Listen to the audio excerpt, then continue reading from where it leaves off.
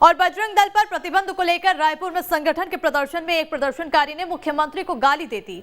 इसके जवाब में कांग्रेस ने मुख्यमंत्री भूपेश बघेल को गाली देने वालों को सद्बुद्धि देने के लिए सुंदरकांड का पाठ कराया। शहर जिला कांग्रेस कमेटी के शहर अध्यक्ष गिरीश दुबे की अगुवाई में रायपुर के राजीव गांधी चौक स्थित हनुमान मंदिर के सामने पार्टी के कार्यकर्ता जमा हुए और इस दौरान सभी कांग्रेसियों ने मुख्यमंत्री भूपेश बघेल को गाली देने वालों को सद्बुद्धि देने के लिए सुंदरकांड का पाठ किया। इस अवसर पर शहर अध्यक्ष गिरीश दुबे, महापौर एजाज डेबर, निगम सभापति प्रमोद दुबे, उधो राम वर्मा, कन्हैया अग्रवाल, प्रमोद चौबे, सुरेश ठाकुर, प्रशांत ठेंगड़ी और नवीन चंद्राकर के साथ साथ दीपक बग्गा, शहर प्रवक्ता बंशी कनौजे, श्रीनिवास, अविनय दुबे सहित कार्यकर्ता मौजूद रहे।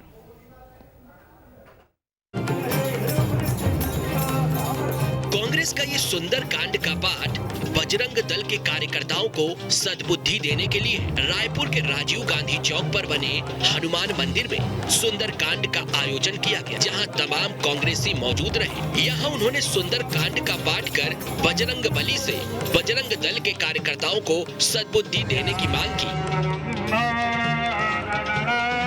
दरअसल बजरंग दल को बैन करने के वादे के बाद रायपुर में बजरंग दल का विरोध देखने को मिला था, जहां विरोध करते हुए एक बच्चे ने सीएम के लिए अभद्र भाषा का प्रयोग किया था, जिसके बाद सीएम ने ट्वीट कर लिखा है, भगवान राम का नाम लेने से परहेज कर रहा ये बच्चा मुझे गाली दे रहा है। ये बजरंग दल का सदस्य है। धर्म की आड़ में इन लोगों ने हमारे बच्चे को क्या बना दिया है। इस बच्चे के उज्जवल भविष्य की कामना करता हूँ। ईश्वर सभी बच्चों को हनुमान जी की तरह ज्ञानवान और बलवान बनाए। इस पूरे मामले में कांग्रेस नेता सुशील आनंद शुक्ला का कहना है कि सीएम की ओर से राम वन गमन पथ के लिए कार्य किया जा रहा है। बीजेपी और आरएसएस इसे बर्दाश्त नहीं कर पा रहे हैं, इसीलिए सीएम के लिए अपशब्द कहे जा रहे हैं। भूपेश बघेल छत्तीसगढ़ की अस्मिता के प्रतीक बने हुए। भूपेश बघेल जिस प्रकार से छत्तीसगढ़ के तीज त्योहार संस्कृति को बढ़ावा दे रहे हैं, भूपेश बघेल जिस प्रकार से छत्तीसगढ़ में भगवान राम के नंढाल को सहेजने का काम कर रहे हैं, भगवान राम के वनगमन पथ को सहेजने का काम कर रहे हैं, भारतीय जनता पार्टी इसको बर्दाश्त नहीं कर पा रही है, आरएसएस इसको बर्दाश्त नहीं कर पा रही है। ये उसी चीज़ में मुख्यमंत्री भूपेश बघेल के लिए अपशब्दों का प्रयोग बजरंग दल के द्वारा किया गया। वहीं इस मामले पर बीजेपी प्रवक्ता अमित साहू का कहना है कि बजरंग दल को बैन करने की नहीं, उनसे प्रेरणा लेने की जरूरत है।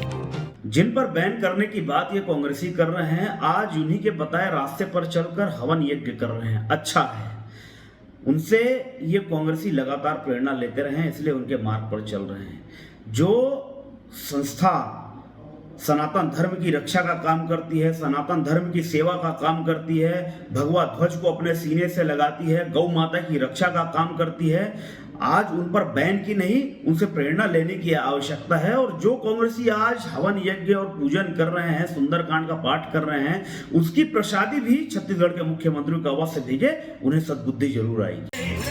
दरअसल कर्नाटक चुनावों में कांग्रेस ने अपने घोषणा पत्र में बजरंग दल को बैन करने का वादा किया है, जिसके बाद से बीजेपी और बजरंग दल समेत कई दल कांग्रेस को चौतरफा घेर रहे हैं। फिलहाल रायपुर में बजरंग दल की सद्बुद्धि के लिए सुंदर कांड का पाठ किया गया है। ऐसे में देखना होगा क्या अभद्र भाषा का इस्तेमाल करने वालों को सद्बुद्धि आएगी।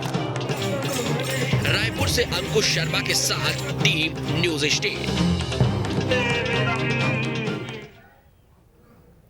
कांग्रेस द्वारा जारी घोषणा पत्र में बजरंग दल को बैन करने के वादे को लेकर शुरू हुई बयानबाजी रुकने का नाम नहीं ले रही है और इसी को लेकर अब छत्तीसगढ़ सरकार में कैबिनेट मंत्री शिव डहरिया ने सूरजपुर में कहा कि किसी को भी भगवान के नाम पर उपद्रव करने का अधिकार नहीं है और अगर कोई ऐसा करता है तो उस पर उचित कार्रवाई होगी। इसके साथ ही उन्होंने देश के पहले गृह मंत्री सरदार वल्लभ भाई पटेल द्वारा आरएसएस पर लगाए गए बैन का भी जिक्र करते हुए बीजेपी पर जोरदार हमला बोला। शिव डहरिया ने कहा कि बीजेपी का देश की आजादी में कोई योगदान नहीं है।